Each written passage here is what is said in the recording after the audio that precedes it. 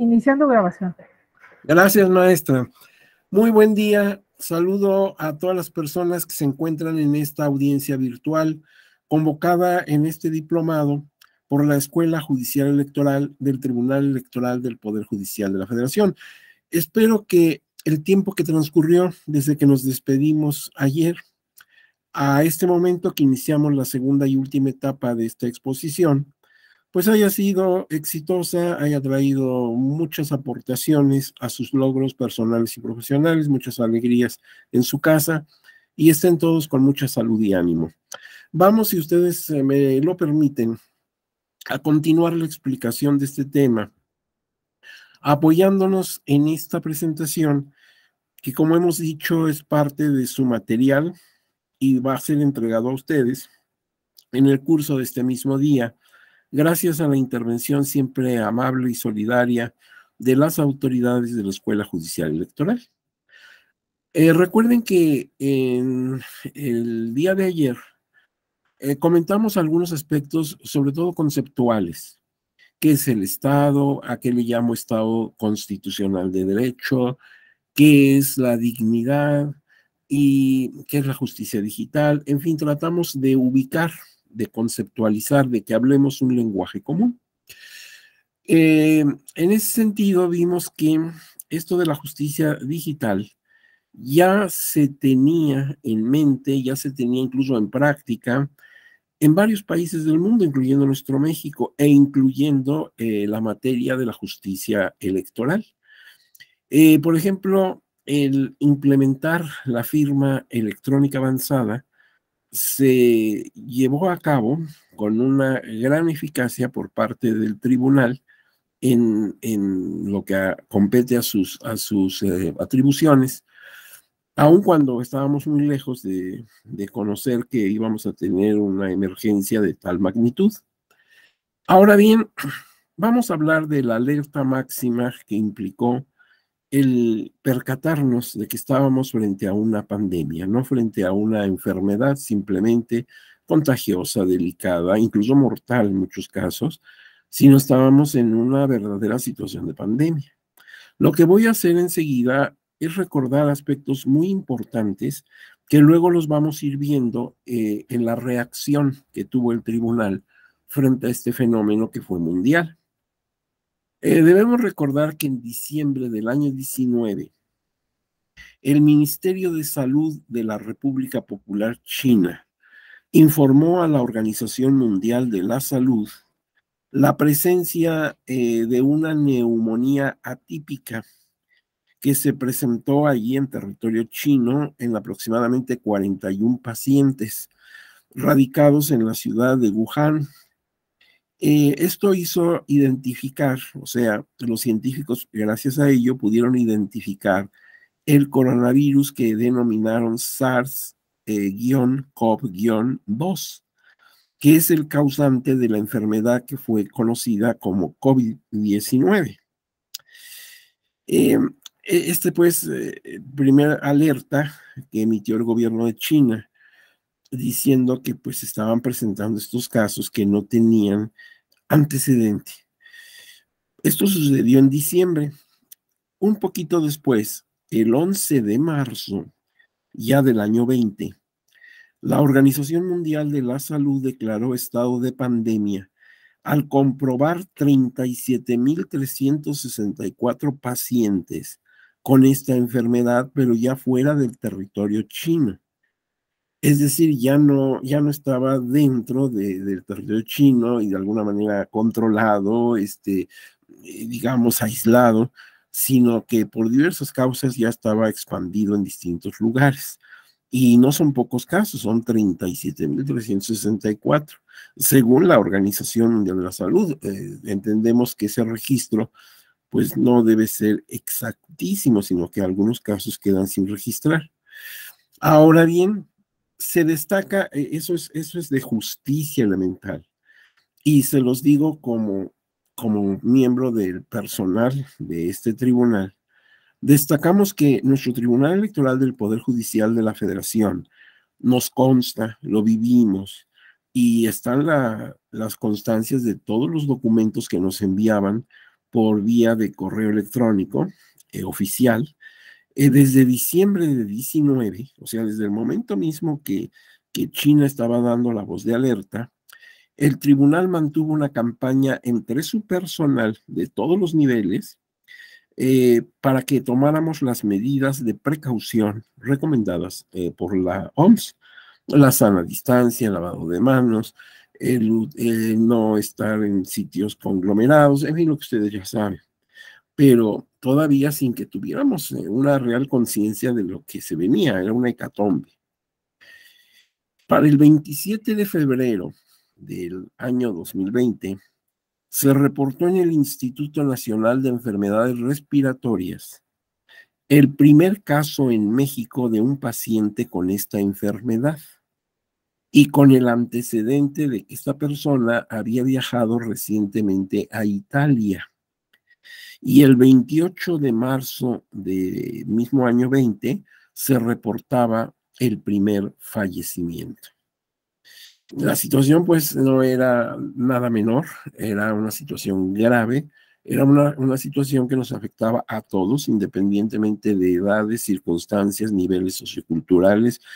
Todos estábamos en gravísimo peligro y ninguno sabía bien a bien cómo reaccionaría su organismo ante este ataque de la enfermedad. En todas las instalaciones del Tribunal Electoral del Poder Judicial de la Federación, en todas sus salas, tanto las instalaciones que tiene en la Ciudad de México como las que tienen distintas entidades federativas, se tomaron las medidas del caso a partir del 14 de marzo de ese año, de 20, para cambiar la modalidad de trabajo presencial por la de home office. Entonces la indicación que tuvimos era todo mundo irse a casa y con el equipo de cómputo, pues continuar hasta donde era posible, hasta donde las circunstancias lo permitían, las actividades correspondientes, ya sea área jurisdiccional, que es la esencial, área administrativa, área académica, como es la Escuela Judicial Electoral, pues todas las áreas que cubre en sus responsabilidades el tribunal.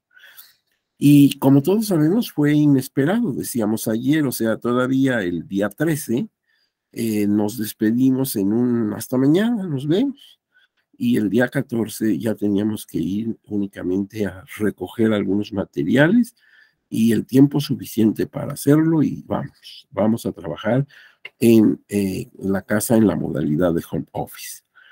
Esa irrupción epidemiológica puso en estado de alerta máxima a las instituciones que por la trascendencia de sus funciones no pueden detener sus actividades de manera total y generalizada. Si lo vemos con calma, pues ninguna institución del servicio público puede aplazar los servicios que presta, de la materia que sea, la educativa, la de salud, la de impartición de justicia, la legislativa. Cualquiera de las funciones que realice el Estado no se puede aplazar indefinidamente como esto exigía, porque no sabíamos cuándo estaríamos en condición de regresar. Y entonces, pues, todas las instituciones comenzaron a estar en una situación de alerta, o sea, ¿qué íbamos a tener que implementar para continuar hasta donde se pudiera realizando nuestras actividades? En ese sentido, es interesante observar el caso concretamente de lo electoral, aunque, repito, todas las oficinas gubernamentales y de todos los niveles, municipal, local y federal, pues entraron en crisis, obviamente, porque se enfrentaban a algo que no estaban esperando. Ahora bien, en ese año 2020, se tenían programados en materia electoral 2 procesos electorales locales. Uno era en nuestro estado de Coahuila de Zaragoza. Era para elegir a 16 diputaciones de mayoría relativa y 9 de representación proporcional, de acuerdo con la constitución local de esa querida entidad. El otro estado que estaba también en proceso electoral era nuestro estado de Hidalgo, para miembros integrantes de los 84 municipios de la entidad. Entonces, frente a estas dos elecciones de carácter local, ¿qué íbamos a hacer? Primero, ¿qué iba a hacer el instituto y qué iba a hacer el tribunal para cumplir cada uno con las funciones que corresponden en este tipo de procesos electorales? La situación se fue agravando y claro, no teníamos ni siquiera idea si esto podía ser combatido. Lo que sí sabíamos es que crecía el número de defunciones. Prácticamente estoy tocando un tema muy sensible, porque muchos de nosotros perdimos personas muy cercanas a nuestra familia, nuestros afectos, vecinos, amigos, que se nos fueron, que no pudieron resistir el embate de esta enfermedad. Y en esa época, pues todavía no teníamos vacunas, sabíamos que en distintos lugares se estaba haciendo esfuerzos verdaderamente titánicos para encontrar pues una vacuna que defendiera un poco nuestra situación ante la agresividad del virus. Pero no la teníamos y entonces algunos llegaron incluso, como pasaban los días, a manifestar que se podían cancelar las elecciones, lo cual hubiera sido de insospechadas consecuencias, porque hay algunos estados que pueden, por ejemplo, en el caso de los municipios, nombrar el Congreso a sustitutos, pero en el caso de los diputados no. Entonces no es tan sencillo, no es tan sencillo de decir, pues no hacemos elecciones, porque las personas que están ejerciendo estos cargos terminan sus funciones el día señalado por sus respectivas constituciones locales y tienen que salir de él, ya no pueden ejercerlo, no pueden prorrogarlo, aún con este tipo de enfrentamiento, aún con este tipo de necesidad. Por lo que finalmente lo que se hizo fue ir ajustando fechas. Si ustedes le siguen digamos, el camino a estas dos elecciones, verán que lo que se hizo fue aplazar, como, disculpen lo prosaico, como estirar una liga, pues hasta donde se podía, dentro de que pues se cumpliera con los plazos constitucionales de cada entidad federativa. El INE ejerció su facultad de atracción, porque claro, estas elecciones estaban a cargo de los OPLE respectivos. Pero nosotros sabemos que en la legislación el instituto tiene la facultad de atracción, entonces atrajo los dos procesos y suspendió temporalmente los procesos para ajustar fechas. Se tomó un tiempo para ver cuál era lo más conveniente, cuando las condiciones sanitarias lo permitieran.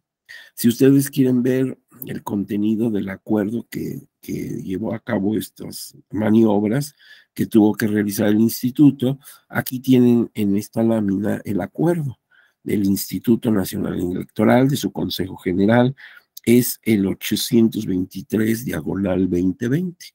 Si ustedes lo consultan en línea, verán todo lo que ahí se dispuso, todo lo que ahí se tomó en cuenta, pues para afrontarlo. Esto por parte del instituto. Ahora bien, se procedió pues a determinar fechas para la elección y se procedió en su momento a instalar en los dos estados las casillas ordinarias, pero también urnas electrónicas. De alguna manera era una posible solución de no tener tanto contacto. Se instalaron 54 urnas electrónicas en el estado de Coahuila y 40 en el estado de Hidalgo. Un total entonces de 94 urnas electrónicas en ambas entidades. Por otra parte, al modificar las fechas de los procesos electorales, se logró que las dos jornadas electorales, o sea, en los dos estados, se efectuaran el domingo 18 de octubre del año 20. Pues fue lo más que se pudo estirar. Estas medidas de la autoridad electoral administrativa, o sea, del instituto, y la solidaridad y responsabilidad de la ciudadanía hicieron posible que ambos procesos electorales locales pudieran desarrollarse y que las y los ciudadanos electos tomaran posesión de sus respectivos cargos en los tiempos previstos en sus respectivos textos constitucionales. Realmente es conmovedor y desde aquí me expreso con mucho cariño, admiración de las personas ciudadanas en ambas entidades, que en un momento en que no teníamos nada más que la inquietud, se animaron a salir a votar. Claro, protegida su mascarilla, sus guantes, su cubrebocas, se tomaron medidas, había forma de estar sanitizando, etcétera, pero pues era muy riesgoso. Y sin embargo, jóvenes, adultos mayores, se presentaron con un valor cívico digno de aplauso. Es conmovedor ver cómo la gente responde entendiendo la emergencia. Y pues bien pertrechados con lo que se podía, fueron a votar. Y eso permitió desarrollar ambas elecciones en todas sus facetas, incluyendo la impugnativa, etcétera. Ahora bien, la experiencia positiva adquirida en 2020 en las elecciones locales en los estados de Hidalgo y de Coahuila permitieron que en el 2021 el país desarrollara dos procesos de mucha trascendencia, que todos ya recordamos, las llamadas elecciones más grandes de la historia contemporánea de México, porque además de renovar a la Cámara de Diputados del Congreso de la Unión, se celebraron procesos electorales para renovar diferentes cargos en toda la República, incluyendo gubernaturas, incluyendo diputaciones, etcétera. Esa fue una jornada amplísima, la han llamado la más grande jornada electoral de la historia, pero también realizamos la consulta popular. Nada más que ya para estas dos jornadas, para estas dos situaciones, ya teníamos el plan de vacunas. Ya muchas personas habían recibido vacunación y aunque no tenían el esquema completo, pues sí ya había un poco de protección. Entonces, con la experiencia del año 20, en el año 21, estuvimos un poquito más confiados y pudimos desarrollar esas jornadas sin mayores consecuencias. Todo ello ha permitido, en fecha ya muy reciente, desarrollar por primera vez el ejercicio democrático de la revocación de mandato. O sea, con estas dos experiencias, después llevamos a cabo la jornada para nosotros novedosa, porque no la habíamos tenido antes, de la revocación de mandato. Entonces, pues son jornadas de carácter comicial, jornadas en las cuales expresamos como miembros de la soberanía nacional nuestra voluntad, nuestra posición, pero que nos obligan a manifestarnos en forma presencial. Vamos a ver qué medidas tomó el tribunal, porque hemos dicho a grosso modo lo que hizo el instituto. Y la verdad su participación pues es relevante, nada menos le toca instrumentar el voto de las personas. Entonces, el tribunal, ¿qué hizo desde el punto de vista de sus funciones específicas? A través de acuerdos, lo cual es una posibilidad que tiene en su estructura el tribunal, acuerdos generales que toma la sala superior, enfrentó la emergencia que planteaba la pandemia de la siguiente manera. Voy a presentar a ustedes los acuerdos y la forma que ustedes los pueden localizar, porque pues imposible ver uno por uno con toda su redacción, con todos sus argumentos y con todas sus consecuencias, pero ahí los tienen centralizados por si a ustedes les interesa entrar en el detalle fino. Vamos a ir en un orden cronológico. El primer acuerdo es el acuerdo 2 de 2020 de la Sala Superior y tiene por rubro por el que se autoriza la resolución no presencial de los medios de impugnación con motivo de la pandemia originada por el virus COVID-19. Bien, este documento fue firmado, emitido el 26 de marzo de 20.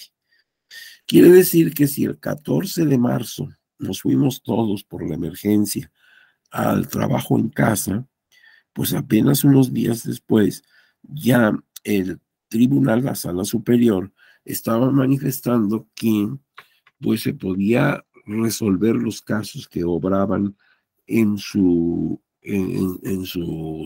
distintas salas, sin que estuvieran presentes magistrados y magistradas en una reunión, sino por vía virtual. Y así se hacía. Pero necesitaban un respaldo, y el respaldo fue ese acuerdo. Posteriormente tenemos el acuerdo 3 del mismo año 2020, por el que se implementa la firma electrónica certificada del Poder Judicial de la Federación en los acuerdos, resoluciones y sentencias que se dicten con motivo del trámite, turno, sustanciación y resolución de los medios de impugnación en materia electoral. Esa firma electrónica avanzada, por sus siglas, las conocemos, ustedes lo saben, como FIREL.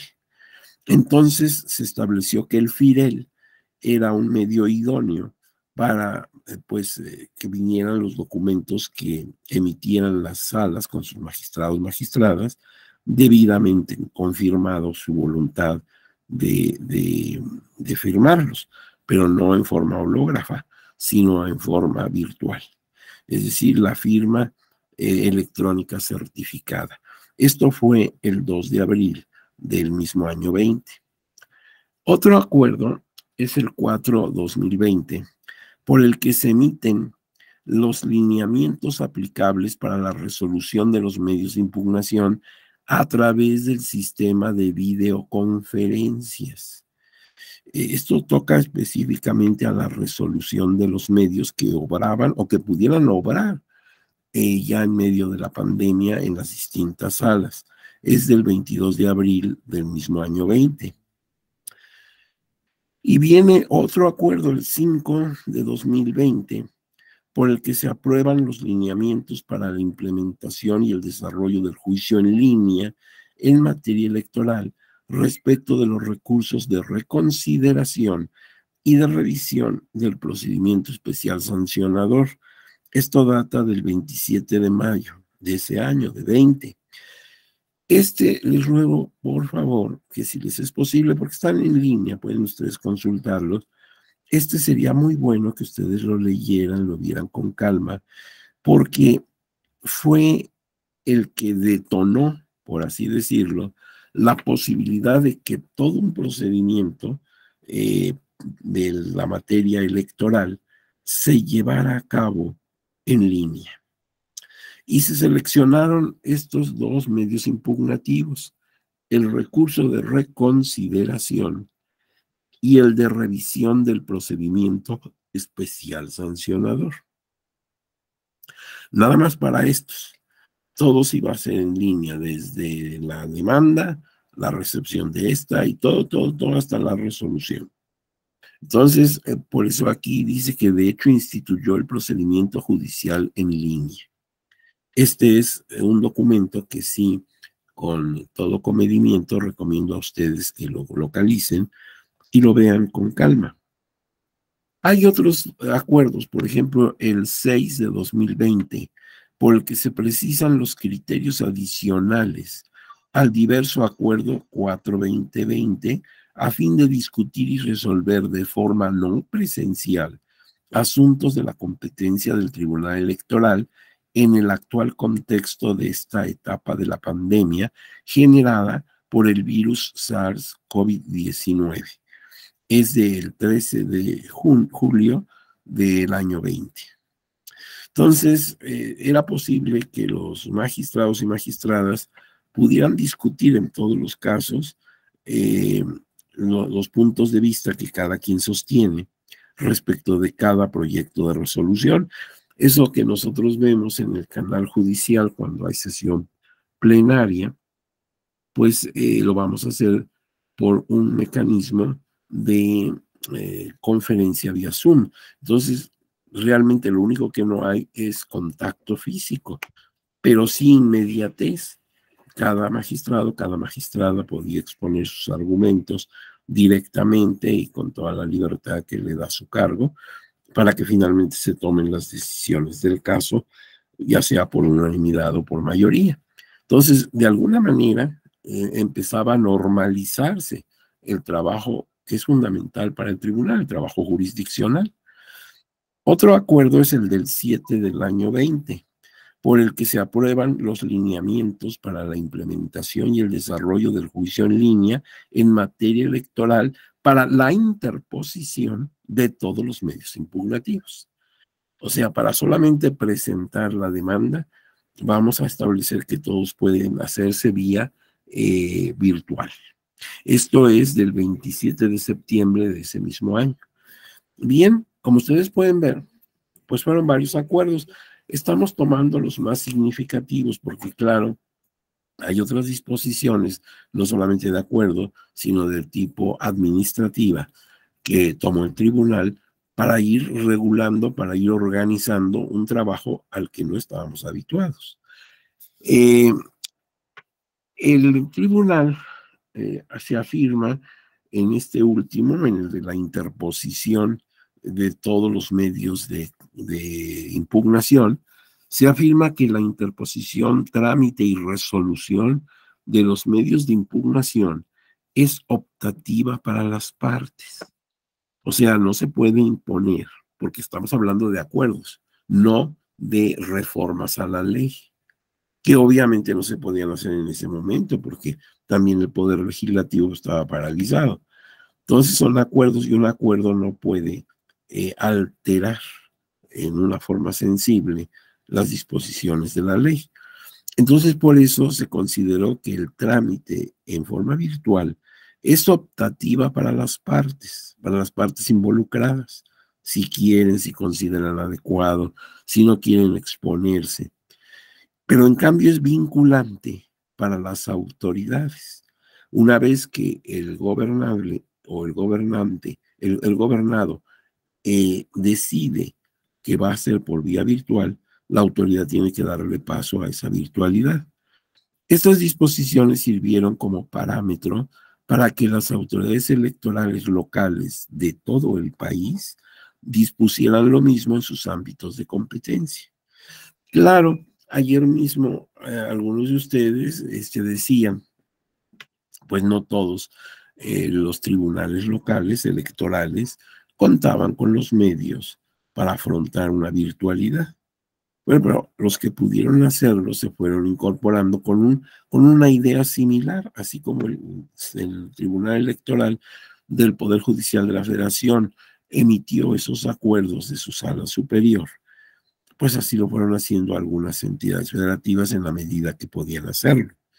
Ahora bien, eh, hay otro acuerdo, el 8 del año 20, por el que se reanuda la resolución de todos los medios de impugnación. Este fue expedido el 13 de octubre de ese año, en que pues pone término a esa suspensión en cómputos de plazos por el confinamiento a que obligó la pandemia. Como la situación era tan tensa, pues los plazos no podían correr en forma ordinaria en los términos que dice la ley. Entonces quedó suspendido la contabilidad de los cómputos y de los términos. Pero ya para el 13 de octubre se consideró que ya se podía, ya había condiciones para ahora sí continuar el cómputo que establece la ley de medios respecto a distintas facetas del proceso jurisdiccional electoral. Ahora bien, antes de la pandemia, como les decía, ya se manifestaba la clara necesidad de agilizar y modernizar los procesos judiciales electorales, buscando su mayor celeridad y eficacia. La alarma que originó el riesgo incalculable de cancelar procesos electorales hizo ver que tal necesidad es impostergable y que eludirla sería un acto injustificable. O sea, mucho antes de que supiéramos todo lo que se nos venía, cuando nadie tenía ni siquiera una ligera noción de lo que iba a venir, ya había la necesidad de irnos incorporando a la justicia digital en materia electoral. De ahí que ese establecer la firma electrónica avanzada comenzó desde antes. Eh, Acuérdense que cuando vimos los casos que les ocurrió en otros países, nos encontramos, por ejemplo, Ecuador, que presentaba un rezago muy significativo en la impartición de su justicia, no en materia electoral en general. Y ellos encontraron que, pues primero los juicios orales venían a desahogar un poco la situación, pero luego la justicia en línea también. Nosotros no estábamos ante una situación de abrumación por los asuntos que llegan al tribunal, que son muchísimos. No era esa la preocupación fundamental. Lo que sí nos puso en alerta, lo que sí fue para todos así como un toque eléctrico que a todos nos dejó muy sensiblemente lastimados, era que de presentarse una emergencia como esta o de continuar esta con la agresividad que al principio se presentó, corríamos el riesgo de tener que suspender procesos electorales y esto hubiera sido un caos. O sea, es inimaginable que podíamos haber hecho. Entonces la situación no estaba como para que descuidáramos este asunto.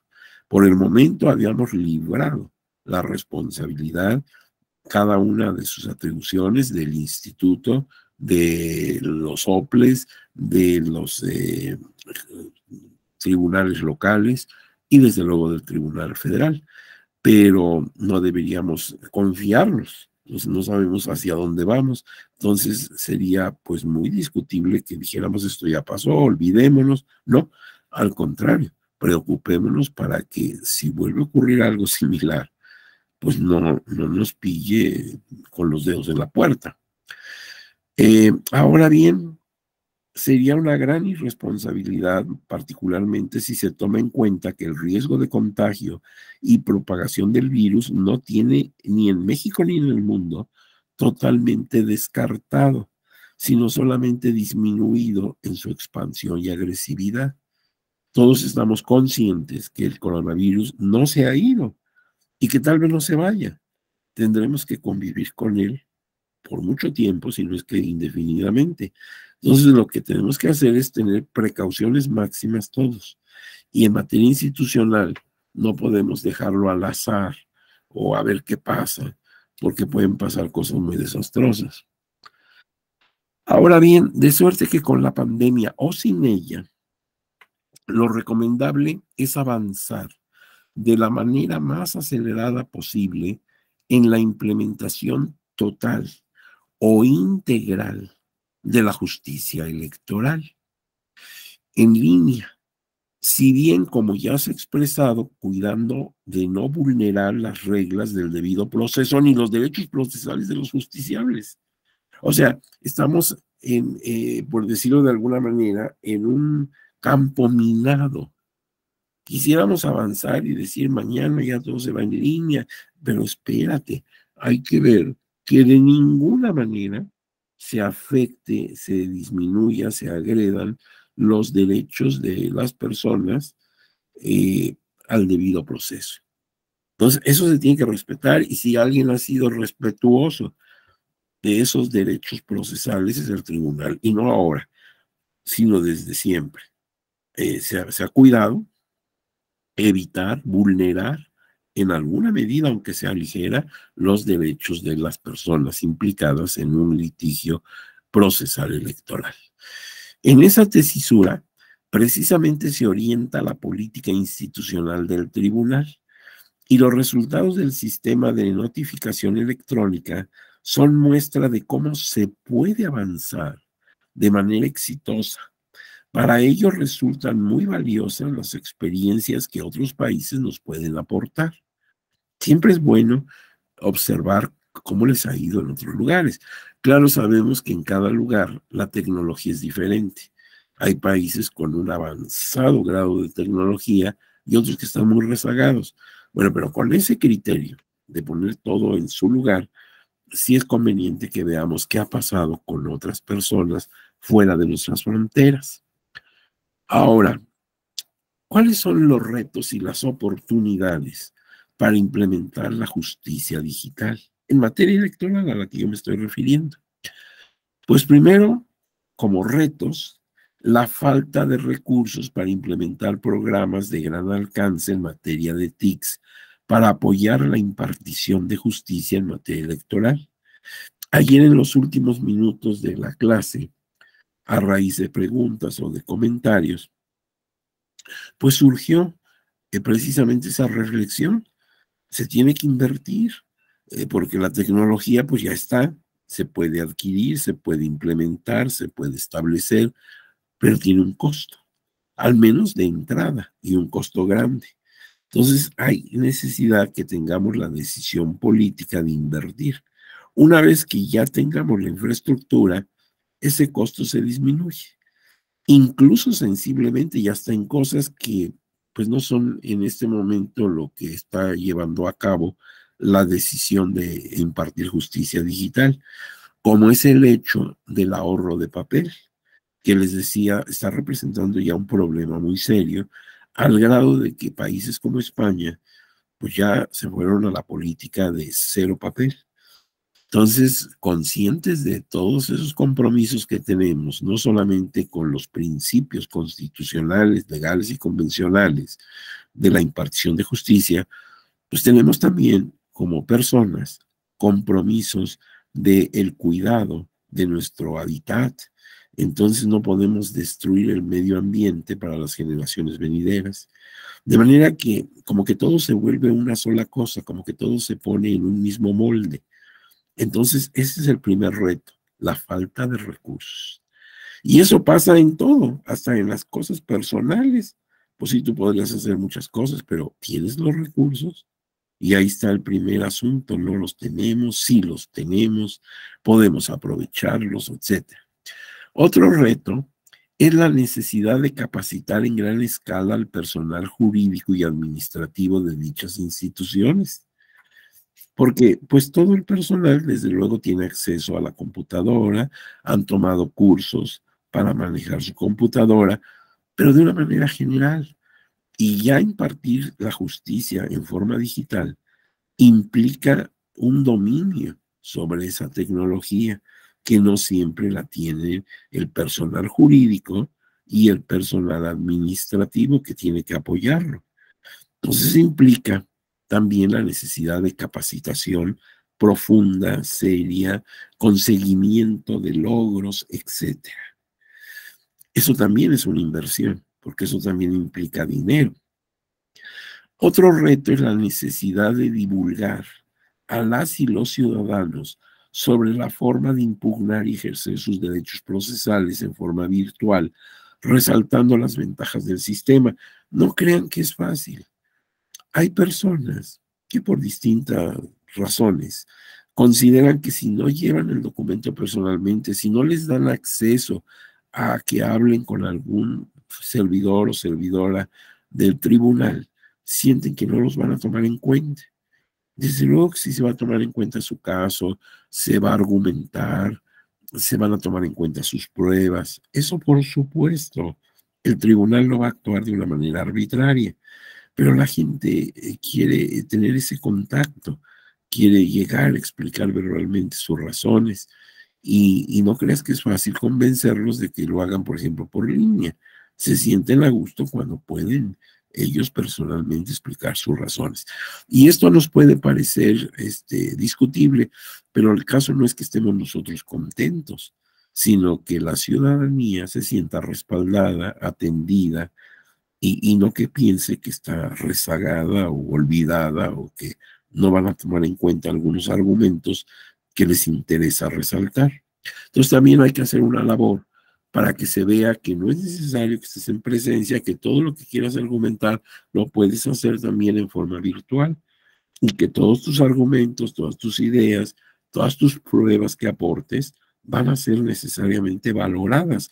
Nosotros sabemos que en materia judicial, en todas las áreas del derecho, tenemos el principio de exhaustividad, de manera que tenemos que darte respuesta puntual a todo lo que tú aportes, ya sea admitiéndolo porque tienes razón, o ya sea diciendo que tu prueba no es suficiente por A o B, pero tenemos que darte una explicación de todo lo que tú argumentes, todo lo que tú aportes.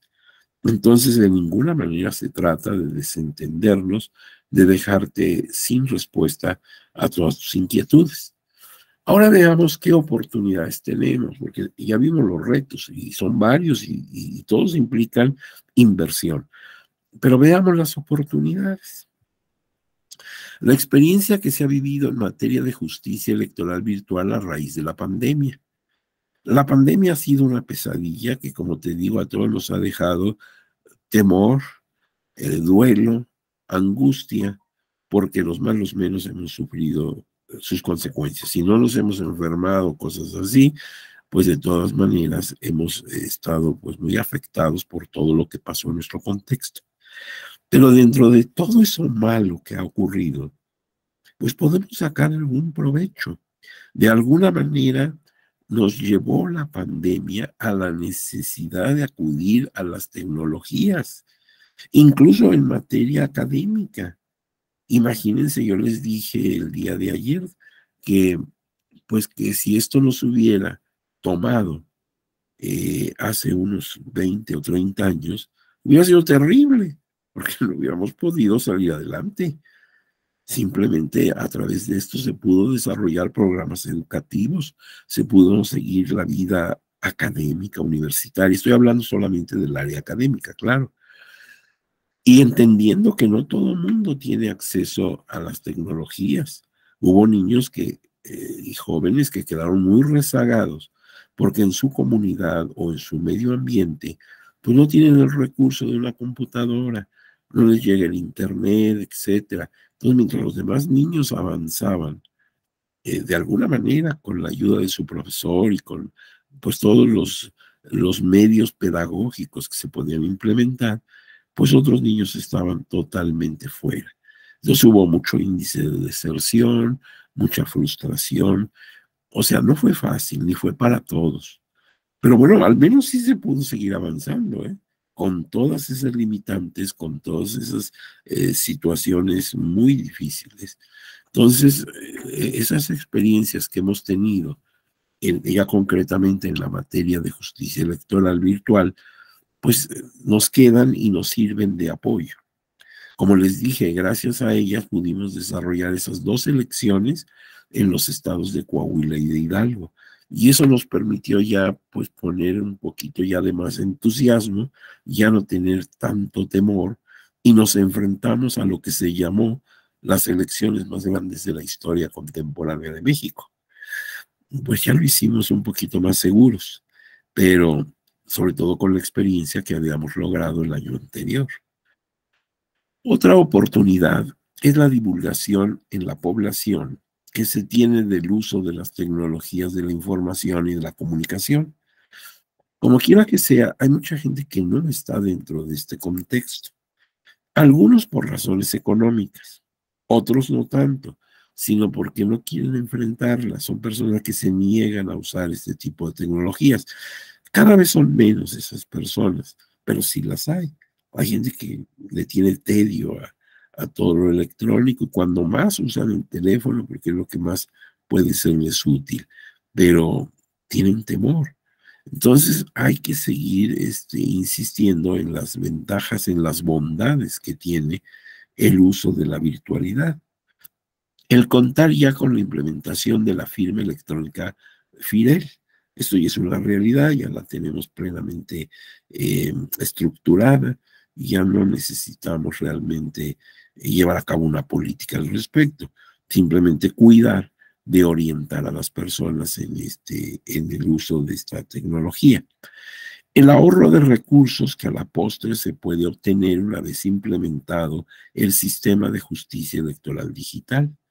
Como les dije al principio, inviertes, pero después ya no hay necesidad de que sigas invirtiendo una cantidad tan grande. Ya simplemente hablaríamos de mantenimiento y de divulgación, pero el costo mayor ya se realizó. Entonces también, pues todo esto nos puede favorecer. Ahora, ¿qué ha dicho el tribunal, sus criterios a través de su jurisprudencia y sus tesis relevantes? Mira, tienes la jurisprudencia 7-2013, que dice los pueblos indígenas se debe garantizar a los ciudadanos que los conforman un efectivo acceso a la jurisdicción electoral. Sí, no nos olvidemos que un sector importantísimo de las personas sujetas a procesos jurisdiccionales electorales son las personas que integran pueblos y comunidades originarias. Y ahora incluyendo con la reforma de 2019 a las personas de las comunidades africanas o de origen africano. Entonces, esta jurisprudencia es importante porque no las debemos olvidar. Y aunque avance la tecnología, debemos estar ciertos de que esto no les afecte en el acceso a la justicia. No, ese es el propósito y está muy lejos de la voluntad del tribunal, una cosa así. Tienes la tesis 30 del año 98. La Comisión de Fiscalización de los Recursos de los Partidos y Agrupaciones Políticas, facultades para establecer normas generales en materia de ingresos y egresos de los partidos y agrupaciones políticas. Y se puede hacer toda esa información vía virtual. Y esto ya estaba prevenido desde el año 98. Tienes la jurisprudencia 12 de 2019, ya muy próximo al asunto de la pandemia. Demanda. La enviada del archivo digital a los correos electrónicos destinados para los avisos de interposición de los medios de impugnación no exime al actor de presentarla por escrito con su firma autógrafa. Y si yo leo esta jurisprudencia, en la parte que me interesa resaltar, explica que esto se debe porque la vía electrónica no se implementó para este fin. Pero fíjate que esta tesis pues es anterior a todo el desarrollo de la pandemia, que de hecho se dio en el año siguiente, en el año 20. Entonces aquí hay una nota. Se implementó para sustituir el fax. O sea, esta jurisprudencia responde al fax. ¿Te acuerdas que antes había esa forma de notificar, el fax, que ya no se utiliza, para que las autoridades tengan un conocimiento inmediato en aras de la modernización tecnológica, por lo cual la imagen escaneada no libera de la obligación de entregar el documento con firma autógrafa? Este criterio tal vez debería volverse a considerar, porque de momento sí nos mueve el piso, ¿verdad? Si voy a tener que después ratificar, por decirlo de alguna manera, pues pierde entonces la utilidad de presentar mi medio por vía electrónica. Pero aclaro que esto fue anterior a las disposiciones y acuerdos que ya vimos que se tomaron respecto de la pandemia.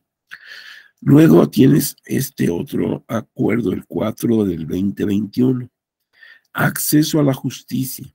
Las autoridades electorales deben garantizarla en el contexto de cualquier emergencia nacional o crisis sanitaria.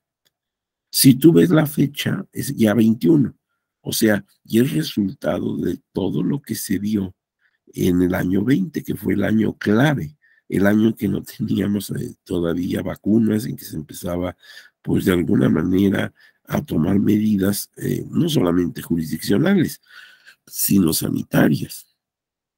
Y en la parte correspondiente dice, para garantizar el Estado de Derecho y la estabilidad social, incluso en un contexto de emergencia nacional o una crisis sanitaria, las autoridades electorales deben establecer los mecanismos sanitarios para afrontar la situación en los centros de trabajo, así como las medidas de protección al público, privilegiar el uso de herramientas tecnológicas para garantizar el acceso a la administración de justicia electoral y la protección del derecho a la salud.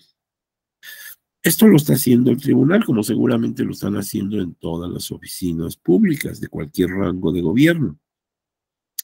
Pues la sana distancia, el estar constantemente higienizando el lugar, ventilándolo, el cubrebocas obligatorio, el lavado de manos, esas cosas. Pero además de guardar la salud de tanto del personal como de los usuarios, pues aquí dice algo muy importante, dice privilegiar el uso de herramientas tecnológicas para garantizar el acceso a la administración de justicia electoral y la protección del derecho a salud, o sea, coordinar tu derecho a impugnar con tu derecho a proteger tu salud. Ambos derechos pues, son obviamente humanos y son prioritarios. Entonces, este acuerdo también es muy interesante que lo podamos observar. Y aquí está previniendo que si ahora esto del coronavirus va cediendo y deja de ser ya un problema eh, prioritario, esperemos que así llegue a ser, pues de todas maneras estaremos alerta para cualquier otra emergencia que se pudiera presentar. Ahora bien, ¿se acuerdan que yo les dije que un comunicado que deben ustedes atender, estudiar, reflexionar en torno a él, es el del magistrado Felipe de la Mata Pizaña? ¿Y se acuerdan que hasta les di la liga que pueden utilizar para encontrarlo? Y les dije, no se preocupen, si no tienen tiempo de verlo, lo vamos en esta clase a sintetizar, a sacar las ideas relevantes. Todo lo que escribe, como les dije, este magistrado, don Felipe Lamata, pues tiene dos características. Primero, tiene una experiencia en materia jurisdiccional muy amplia, porque su carrera jurisdiccional data de mucho tiempo atrás, ha ocupado distintos cargos en la judicatura, ahora es magistrado de la Sala Superior, pero además el doctor Felipe Lamata, pues es un académico muy puntual, muy cuidadoso, y cuando vean libros o artículos de él, seguramente es una buena lectura, una lectura obligada. Vamos a ver, esto aparece en su blog. ¿Qué dice el magistrado don Felipe Lamata? Dice, la justicia tiene un retraso tecnológico sorprendente. Estas ideas no son de él. Esta idea de que la justicia tiene un retraso tecnológico sorprendente no es de él, sino que él explica que la toma de Nicolás Bermes del Laboratorio de Ciberjusticia de la Universidad de Montreal. ¿Se acuerdan que vimos que Canadá es un país que ha avanzado mucho en esto de la justicia por línea, sobre todo en materia civil? Bueno, pues ahora de alguna manera nos recuerda esto el magistrado don Felipe, porque nos dice que a criterio de este científico, la justicia tiene un retraso tecnológico sorprendente. Y hace pues una observación de este mismo autor. Dice, ¿qué pasaría si un médico del siglo XIX regresara a la vida y visitara un, una sala de operaciones de nuestra época? Quedaría sorprendido al ver un quirófano con una serie de aparatos que él ni siquiera se imaginó. Pues así vamos a tener que, vemos ahora como hay muchos tribunales que todavía tienen expedientes abigarrados, empolvados ahí, ocupando un enorme espacio, cuando la tecnología te permite que todo lo que está ahí informado esté digitalizado de una manera sencilla y además segura.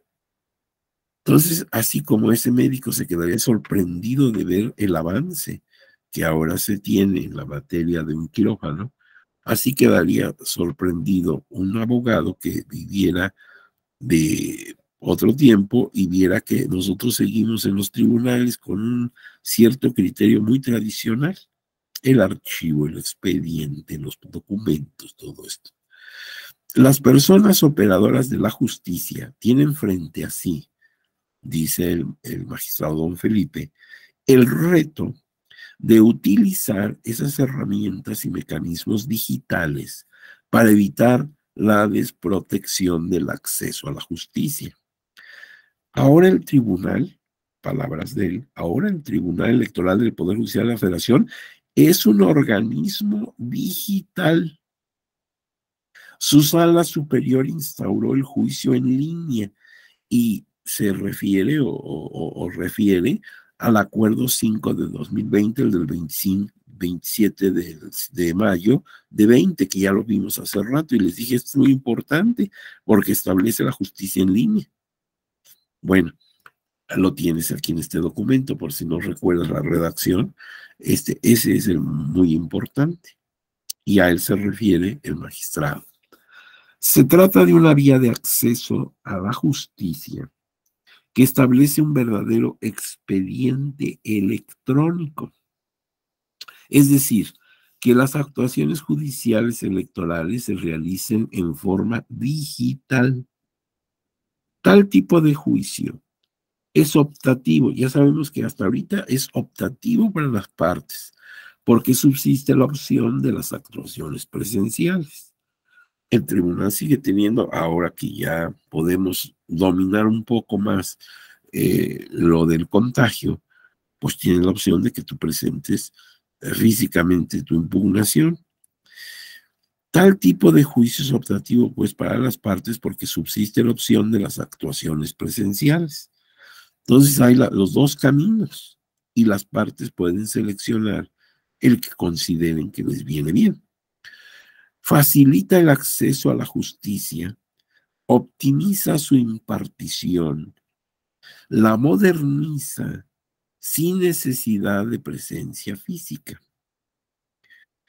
Y sigue diciendo el magistrado, esta creación se encuentra en su etapa inicial, porque solamente se contempla la presentación de dos recursos, de dos vías impugnativas. ¿Se acuerdan que leímos la parte medular de ese acuerdo? Y solamente son para el recurso de reconsideración y el de revisión del procedimiento especial sancionador.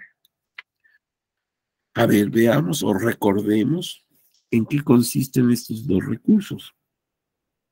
El de reconsideración es, por decirlo de manera muy concreta, una segunda posibilidad, una segunda instancia del juicio de inconformidad. El juicio de inconformidad va a incoarse en contra de algunas irregularidades que hayan surgido en el proceso electoral, sobre todo el día de la jornada electoral. Y dependiendo de la elección que tú estés impugnando, será la sala del tribunal que conozca el caso. Entonces, pues si se trata de elección de diputados y senadores del orden federal, claro, serán las salas regionales correspondientes a la jurisdicción territorial de la circunscripción plurinominal, Sala Guadalajara, Sala Monterrey, etc. Ahí se van a tomar decisiones y sobre lo que ahí se decida, si tú consideras que la resolución que se emitió agredió tus derechos procesales, no tomó en cuenta algunos aspectos, en fin, no estás conforme con esa resolución, la puedes impugnar a través del recurso de reconsiderar, o sea, reconsideración, de la que conoce y resuelve solamente la sala superior. Claro, el recurso de reconsideración ha ampliado su cobertura. También se aplica cuando las salas regionales no atienden tu petición de aplicar o no aplicar normas inconstitucionales, por ejemplo. Pero esa es la esencia del recurso de reconsideración. Entonces, como proviene de una autoridad del propio tribunal, pues está perfectamente que se implemente todo este asunto de la reconsideración concretamente a través de la justicia en línea. Fíjense que se está refiriendo a la reconsideración, no al juicio de inconformidad, sino al recurso de reconsideración, que ya es interno, a lo que decidió cuando yo impugné en Sala Monterrey, pues tengo que interponer mi reconsideración que va a conocer y resolver la sala superior, en cuyo caso termina la cadena impugnativa. Lo que diga sala superior es definitivo e inatacable. Ahora, en cuanto hace al recurso de revisión del procedimiento especial sancionador. ¿Se acuerdan que por sus siglas le llamamos PES? Ese es un procedimiento de carácter administrativo, sancionador, que tiene una peculiaridad muy especial. Parte del procedimiento se lleva a cabo en órgano administrativo, y termina su cometido en área jurisdiccional en la sala regional especializada.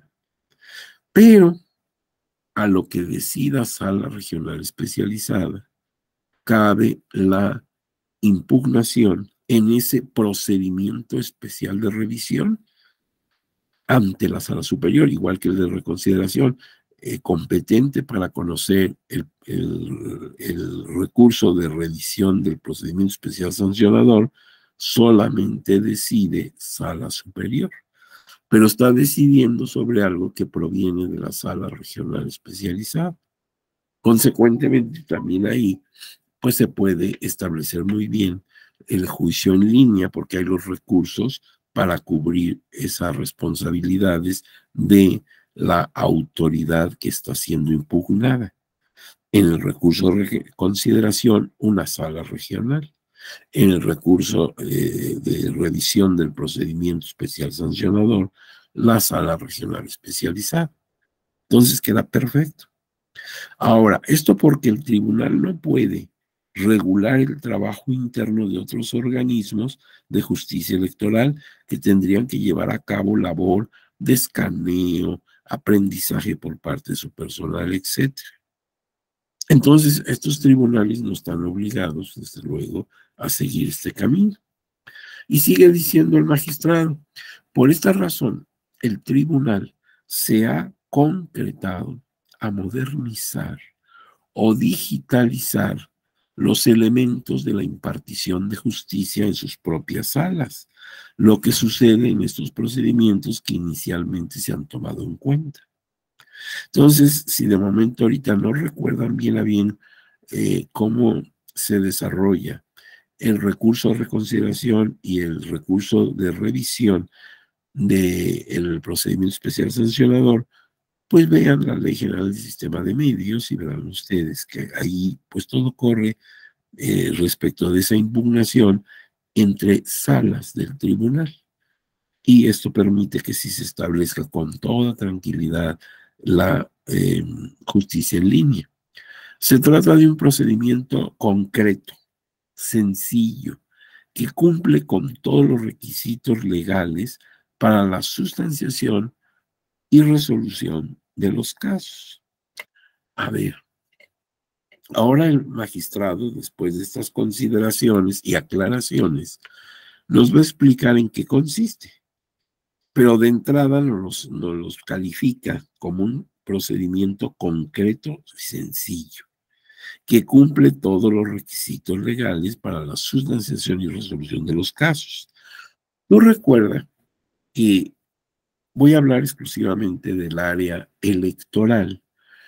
Hay tres momentos importantes y que corresponden a las autoridades cuando una persona interpone su medio impugnativo. Es la tramitación, la sustanciación y la resolución. Esas tres actividades ya le corresponden a la autoridad, cada una en su momento y en el área de su responsabilidad.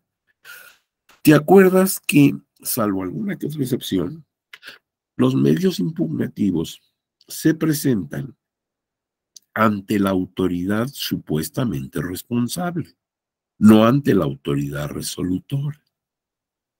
Entonces tú presentas tu escrito de impugnación, interpones, te dan de ello, lo estamos pensando físicamente, te dan de ello, pues tu copia sellada por el reloj checador donde obra el momento mismo en que interpusiste, porque ahí van a empezar a correr plazos. Ahora bien, una vez recibido, la autoridad responsable o supuestamente responsable tiene que tramitar. Por ejemplo, una copia de tu escrito lo coloca en estrados para que sea de dominio público. por aquello de que pudiera haber personas terceras interesadas que quisieran participar en la litis presentando su escrito correspondiente. Por otro lado, paralelamente a que está poniéndolo en estrados, y eso tiene un procedimiento actuarial, hay que hacerlo con cédula, con razón, etcétera. Y ahí los plazos son importantes porque vemos que tiene que cumplir un tiempo colocado en estrados, o sea, que se haga del dominio público. Paralelamente hay que avisar por el mecanismo más rápido posible a la autoridad resolutora de la presentación de ese medio impugnativo. Una vez que ha pasado el término que señala la ley, hay que bajarlo de estrados, formar el expediente con el escrito de demanda, todos los documentos que haya presentado el impugnante. Si hay tercero interesado, pues su escrito de tercero interesado con documentos que haya presentado. El informe donde justifica su actuación la autoridad impugnada. De todo eso se forma un expediente y esto hay que enviarlo en un plazo perentorio a la sala del tribunal que le va a competir el dar la resolución. Eso, como ven, no requiere criterio jurídico realmente, es un trámite, pero es un trámite de una elevada responsabilidad. Tienes que cumplir con los términos, tienes que dar aviso, tienes que publicar, y aquí es muy importante que haya constancia de que se cumplió con los plazos a cabalidad. De manera que ahí tú no vas a decidir, porque tú no eres quien va a resolver una autoridad diferente a ti, pero sí tiene la responsabilidad de tramitar hasta que envíes el expediente a la autoridad resolutora. Esa es tramitación. Cuando llega a la autoridad, a la sala correspondiente, puede ser la sala superior, puede ser la sala regional. Acuérdense que, por ejemplo, en materia de elección de presidente, necesariamente es la sala superior. No pasa a las salas regionales, sino directamente conoce y resuelve en una sola instancia la sala superior. Esto así lo establece la Constitución y las leyes aplicables. Bueno, pues cuando la sala, la que tenga jurisdicción, la que tenga la responsabilidad de resolver, le llega el expediente, pues tiene también que turnarlo a la ponencia de la o el magistrado que se va a encargar de sustanciar y presentar en su momento el proyecto de resolución. Ahí sí ya hay necesidad de criterio, porque tenemos que, una vez que está ya en manos de la ponencia, tenemos que revisar que cumple requisitos de procedibilidad y de no cumplirlos, cuáles puede salvar y cuáles no. Y de ahí que expida un requerimiento para que en un tiempo muy breve complementes lo que falta, o simplemente que se deseche, en fin, ahí sí ya tiene que tomarse criterio. Cuando ya está satisfecho los requisitos, pasa el expediente a estado de resolución para que se elabore el proyecto de resolución que tú como magistrada o como magistrado vas a presentar ante tus pares, ante los otros magistrados, magistradas del pleno de tu sala, para ver que te lo aprueben. Eso ya es la resolución. Entonces, fíjate, la sustanciación se señaló ver que el expediente tenga la sustancia, por decirlo así, los elementos que exige la ley y de no tenerlos, cuáles son salvables y cuáles no. Eso lo dice la ley. Entonces ahí sí necesitas tener criterio y conocimiento de la ley con mucha previsión. Y claro, al elaborar el proyecto de resolución, por supuesto, ahí tienes que tener todo tu criterio jurídico para elaborar un proyecto debidamente motivado y fundado como exige la Constitución y someterlo a la consideración de tus pares, de los otros magistrados, magistradas. Bueno, he recordado aquí así de una manera muy tosca muy a grandes pasos para que entendamos lo que enseguida dice el magistrado don Felipe refiriéndose a la justicia digital. Dice que consiste en esto. Se creó una plataforma electrónica para enviar la demanda, cuya dirección se encuentra en la página oficial del propio tribunal. Para su utilización se debe contar previamente con datos de usuario y contraseña, así como con firma electrónica previamente autorizada. O sea, hay que conseguir estas autorizaciones, pero no es difícil. O sea, basta que lo solicites, se te implementa tus datos de usuario, tu contraseña y tu firma electrónica. El tribunal acusa recibo de la demanda y se incorpora electrónicamente al expediente virtual para turnarse a la ponencia correspondiente. El expediente puede ser consultado electrónicamente. Igualmente se da aviso a la ciudadanía sobre la presentación del procedimiento, porque acuérdate que puede haber terceros interesados. Entonces, así como físicamente puede estar en estrados, puede estarlo también en forma virtual, por si hubiera uno o más terceros interesados. Esto permite recibir también los escritos de terceros interesados, si bien estas personas pueden entregar dichos escritos en forma personal. No se te olvide que la justicia virtual es optativa y el tercero interesado, como parte del proceso, tiene que tomar también la decisión. Quiere que también su escrito de tercero interesado vaya por vía virtual, adelante.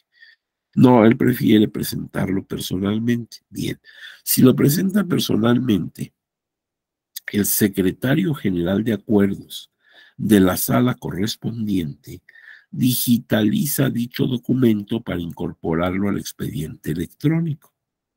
Entonces, si a ti no te convence hacerlo electrónicamente, lo presentas presencialmente y lo único que se va a hacer pues es escanearlo y incorporarlo al expediente.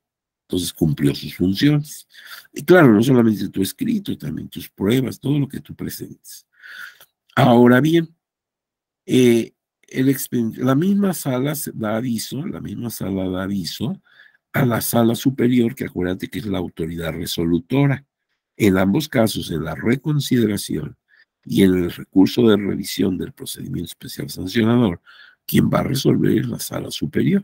Entonces hay que darle aviso de que ha llegado una impugnación en tal sentido, que es la autoridad resolutora, y en su oportunidad remitir electrónicamente todo el expediente, incluyendo sus anexos. Entonces, a la superior va a recibir todo el expediente. Ahí tiene el origen, cómo se presentó, cuánto tiempo estuvo expuesto para que se enterara el público, si hay o no hay escritos de tercero. Todo eso va a tenerlo a la superior, todo el expediente. Y en consecuencia ya puede tomar decisiones. Las notificaciones se realizan electrónicamente.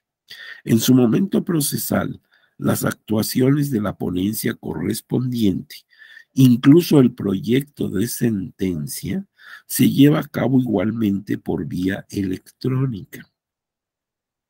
Las sentencias pueden constar por escrito, digitalizadas o electrónicas y firmadas con certificados digitales, lo que produce los mismos efectos jurídicos que la firma autógrafa.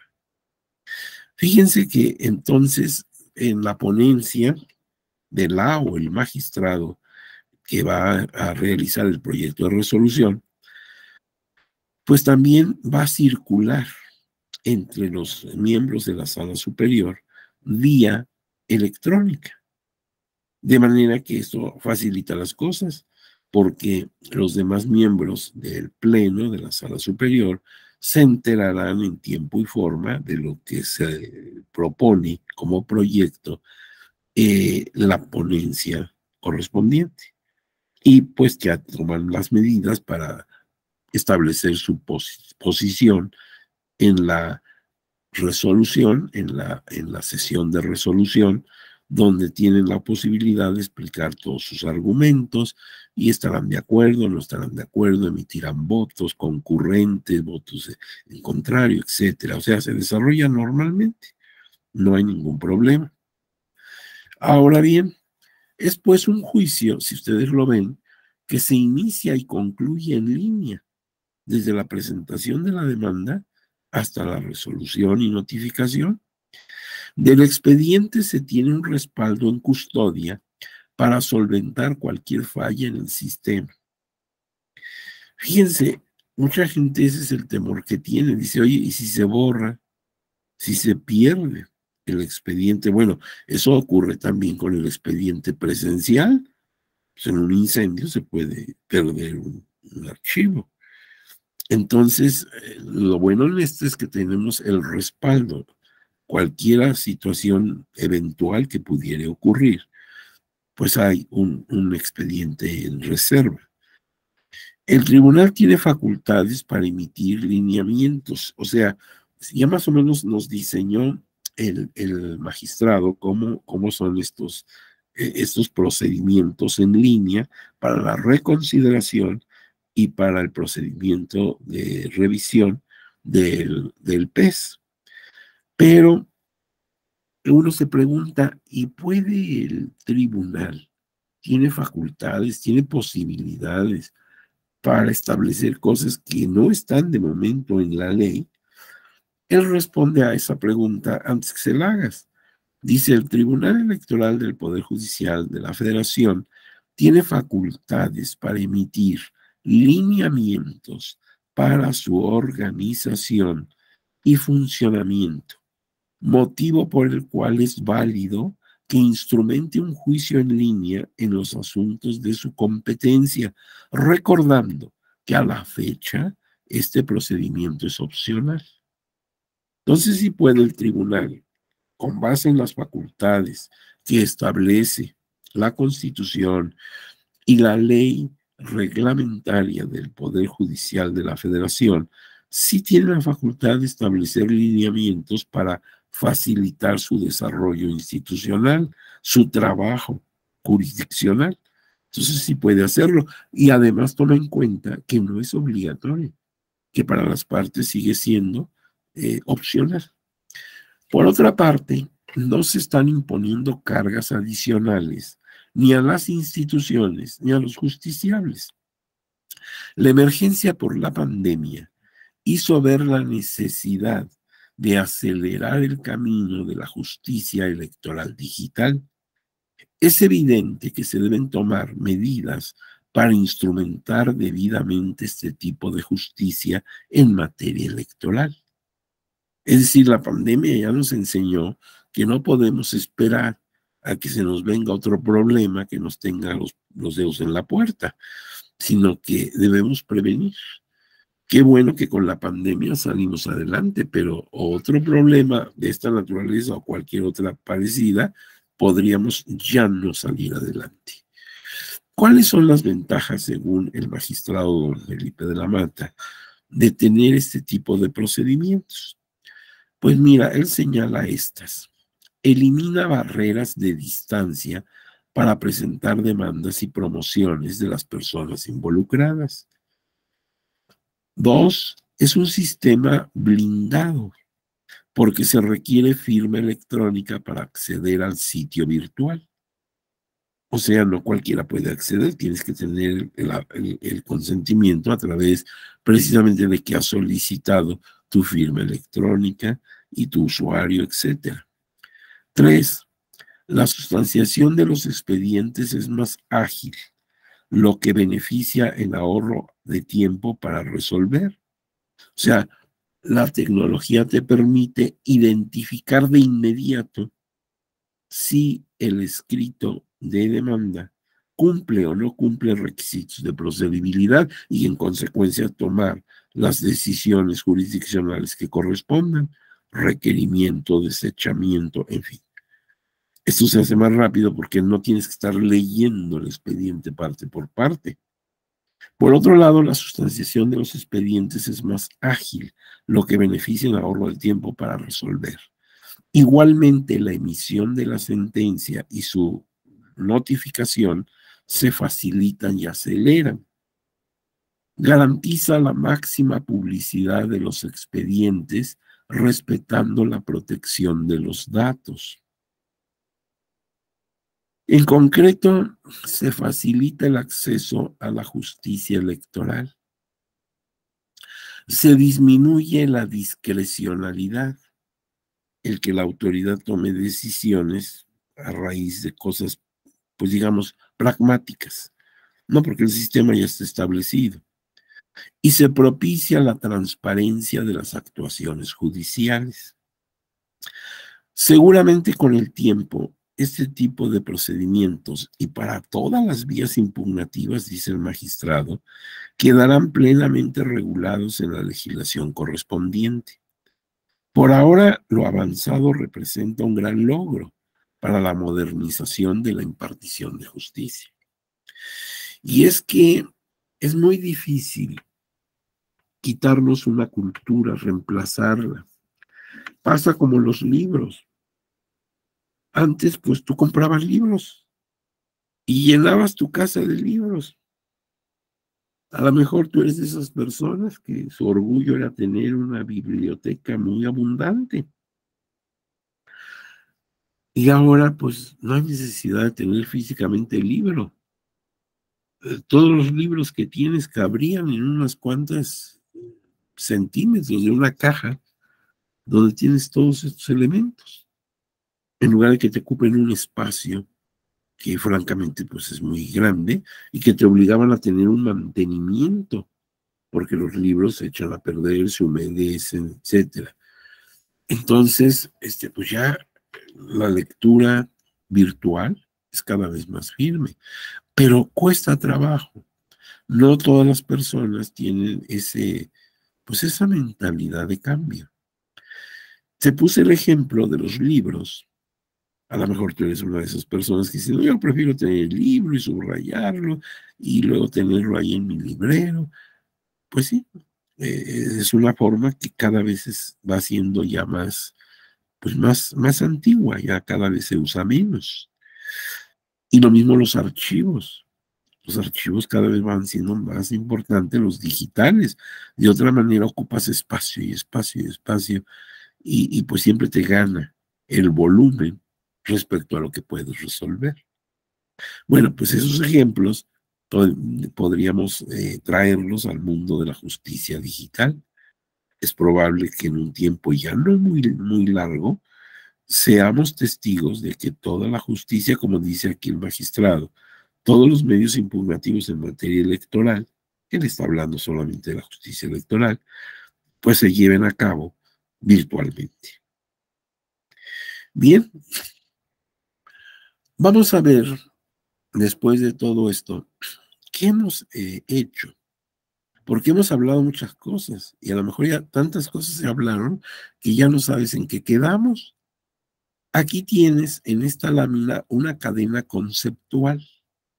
En resumen, hemos hablado de Estado-nación, de Estado de Derecho, de Estado constitucional de derecho, que no es lo mismo, de democracia, de dignidad como un atributo específico de las personas, derechos humanos en materia procesal que nos dan precisamente los parámetros para lo que llamamos el debido proceso, y la justicia digital electoral. Entonces aquí está así como una relación de los aspectos que tocamos. Pero veámoslo ahora en las conclusiones. El Estado, dijimos, la definición más pragmática, más fácil de recordar, es que se trata de la unidad política integrada por tres elementos: territorio, pueblo y gobierno. En consecuencia, como tú estás observando, Estado y gobierno no es lo mismo. El gobierno es parte del Estado.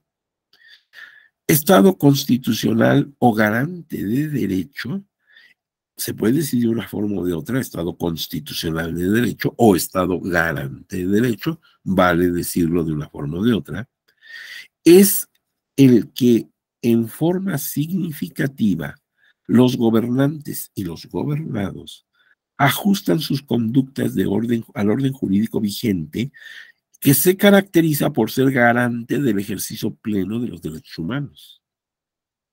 Entonces, es muy diferente al Estado de Derecho. En el Estado de Derecho la gente cumple la norma, aunque la tal norma sea incluso contraria a los derechos humanos. No, aquí lo que se exige es que el sistema jurídico respete y proteja los derechos humanos. Y entonces sí ya queda muy bien.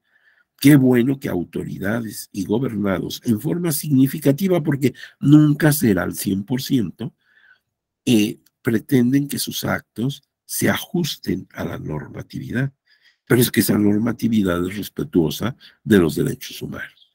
Entonces, eso es lo que ahora se aspira. Ya no se aspira a un Estado de derecho, sino a un Estado constitucional o Estado garante de derecho. La democracia es una forma de gobierno de un Estado en el que el poder lo ejerce el pueblo constituido en ciudadanía. Y entonces, tanto para vivir el Estado constitucional del derecho como para vivir la democracia, tenemos que, primero, saber de qué estamos hablando. Segundo, ser conscientes de nuestra responsabilidad como ciudadanos, como ciudadanas, en ese tipo de Estado y en ese tipo de gobierno. O sea, democracia no implica nada más ir a votar un día, sino saber que somos los titulares del poder y que nuestra responsabilidad e interés por las cosas públicas deben ser constantes. Derechos humanos son conjunto de libertades y atribuciones fundamentales que el Estado contemporáneo reconoce como intrínseco y originario a todas las personas. Ya no tiene caso que yo diga, sin excepción de esto y de aquello, nos está diciendo todas las personas, pues son todas las personas, y cuya tutela y eficacia está obligada a garantizar. Entonces no le toca al Estado decir, yo no sé, yo no soy responsable. No, sí es responsable. Y la Constitución lo dice claro. Todas las autoridades en el ámbito de sus facultades deben proteger, divulgar, etcétera. Entonces hay una responsabilidad. Y esa responsabilidad la tienen ante sí misma, ante la propia comunidad, porque así lo mandata la Constitución, y ante la comunidad internacional, por los documentos firmados y ratificados por el propio Estado. El debido proceso es una garantía de carácter procedimental que en un Estado constitucional de derecho debe estar presente en cualquier tipo de actuación judicial. Y eso no se le olvida al tribunal. Te digo, a través de los años de ejercicio, acaba de cumplir 25 años de ejercicio este tribunal, ahorita ya entró al año 26, pues a través de ese tiempo ha demostrado su preocupación constante, cotidiana, de proteger, de tutelar los derechos de las personas. De manera que, pues, es importante para este tribunal que en todas sus actuaciones, desde las más sencillas hasta las más complejas, se respeten los principios del debido proceso. La dignidad, como tú sabes, es un atributo esencial y original de la persona humana que constituye el fundamento de reconocimiento de los derechos humanos. Las personas somos únicas, irrepetibles, como dice Luis Recasensiches, de tal manera que por eso mismo somos valiosos. Y tú no puedes ser tratado de una manera grosera, arbitraria, imprudente, discriminatoria. Lo menos que podemos hacer frente a las personas es tratarlas con comedimiento y respeto. La nación en cambio es un conjunto amplio de personas que comparten antecedentes históricos, valores, formas de vida, que les dan identidad colectiva. Por eso, como te decía yo, el día de ayer formamos una enorme familia. Hablamos un lenguaje común, tenemos tradiciones, costumbres, ideas, historias comunes, los mismos próceres, las mismas inquietudes. Por eso formamos una nación y por eso nos distinguimos de otras naciones también muy valiosas, pero muy diferentes a las nuestras. Justicia digital. Es un medio para realizar los procesos judiciales mediante la utilización de las tecnologías de la información y de la comunicación, que por sus siglas las llamamos TICs, para sesionar en forma remota. Y esto fue, pues, verdaderamente un salvavidas para esos momentos de emergencia tan terrible que marcó la pandemia. Los magistrados, las magistradas y los secretarios generales de acuerdos pudieron seguir su trabajo como si estuvieran en presencia, directamente. Pedían la intervención de una magistrada para el uso de la palabra, se escuchaban sus razonamientos y en fin, y se tomaba la votación y todo como si estuvieran en presencia, pero salvaguardando su salud. Justicia digital es eso. Ahora, resulta importante conocer las experiencias tenidas en otros países respecto a la implementación de justicia digital.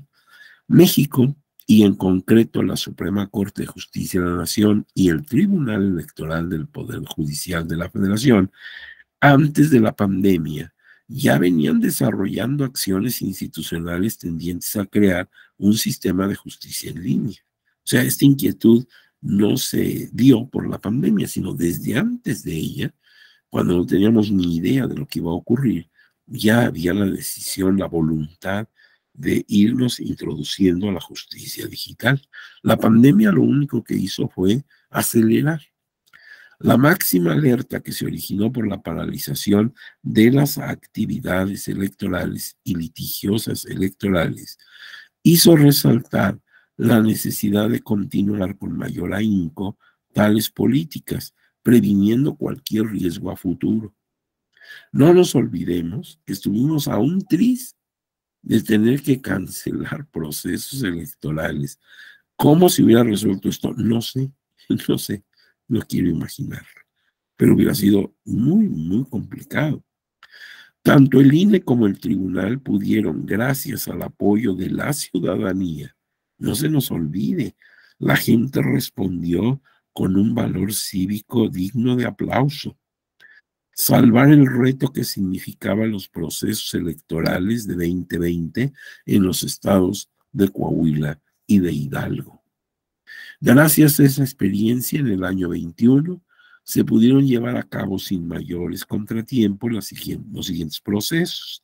Las elecciones más amplias de la historia contemporánea del país, federales y locales, incluyendo ordinarias y extraordinarias, porque las hubo, y la consulta popular. Y en el año 2022, la primera experiencia de revocación de mandato. Todos estos ejercicios tan importantes los pudimos realizar porque ya había un camino.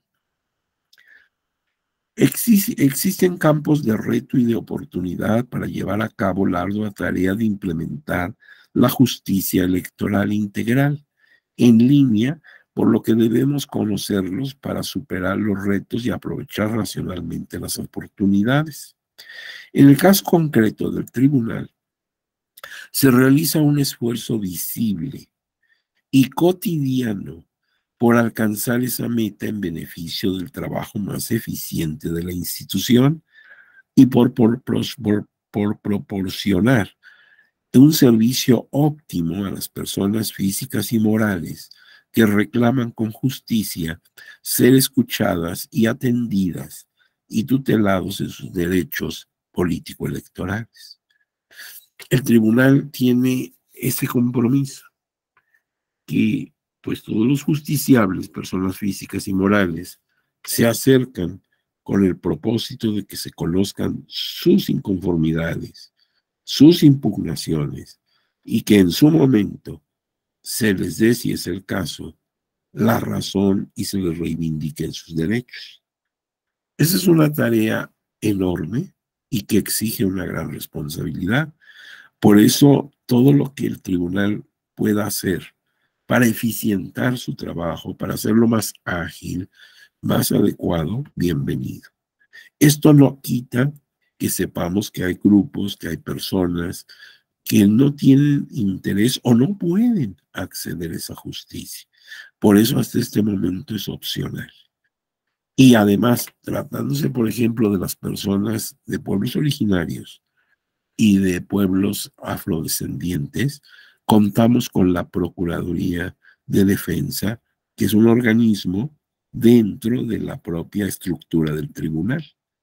De manera que no tiene por qué ese tipo de personas sentirse marginada, porque hay una institución dentro del propio tribunal para guiarles, para orientarles, a fin de que puedan exponer sus demandas con toda eficacia, con toda apego a la ley y seguramente obteniendo buenos resultados. No se ha olvidado a ningún grupo, ni se va a olvidar, porque esa Procuraduría no solamente atiende a estos pueblos, sino por reciente reforma del año pasado, también atiende a grupos tradicional e injustamente marginados. Por ejemplo, niños, niñas y adolescentes, migrantes y muchos grupos más que han tenido una situación o un estatus indebidamente inferior. Bueno, entonces el tribunal los toma en cuenta y está también para atender sus demandas y dar, si es el caso, su razón y la reparación a sus agravios. Y bueno, creo que con esto se termina la presentación. Aquí ya viene nada más una lámina donde se dice que este material es propiedad de la Escuela Judicial Electoral, para que no lo puedan vender allá afuera del metro y esas cosas. Pero se los vamos a enviar con mucho gusto y con mucho cariño. Ojalá les sea útil. Sobre todo, fíjense, ahí tienen los acuerdos y todo, para que ustedes después los puedan localizar con calma y verlos en línea, toda la parte que les interese. Bueno, creo que hemos cumplido con lo que la Escuela Judicial nos ha solicitado. Y entonces, vamos a ver si hay algún comentario, alguna opinión, algo que quieran ustedes decir. El diplomado que están llevando es muy interesante, ¿eh? Realmente creo que fue muy acertado que lo tomen. Creo que les va a ser muy útil en su vida profesional y en su experiencia personal. Maestra Evelyn, ¿habrá por ahí algunas preguntas, algunos comentarios, algo así? Por el momento, no, doctor. Muy bien. Pues no sé, maestra, si nos pueda permitir salir, porque estamos saliendo casi 20 minutos antes de la hora. Sin problema, doctor. Aunque le diré que mi voz ya no da para mucho, porque seguimos con el problema. Ya ven que estos problemas entran, como decía un médico, entran por kilos y salen por gramos. Entonces, para que se te quite esto va a tardar un poquito. Entonces, si ustedes me permiten, nos podemos retirar. Y ya nada más, mi compromiso es ahorita que salgamos de la sesión, voy a pedir a las autoridades de nuestra escuela que les envíen a sus correos esta presentación. ¿De acuerdo? Pues le agradezco mucho, maestra linda. Desde aquí un abrazo, no se preocupe, es virtual, con todo mi cariño como siempre y mi gratitud. Gracias, doctor. Le agradezco mucho sus comentarios a nuestros amigos y que sigan con bien. Muchas gracias. Hasta luego. Gracias, excelente día. Buenas tardes, gracias.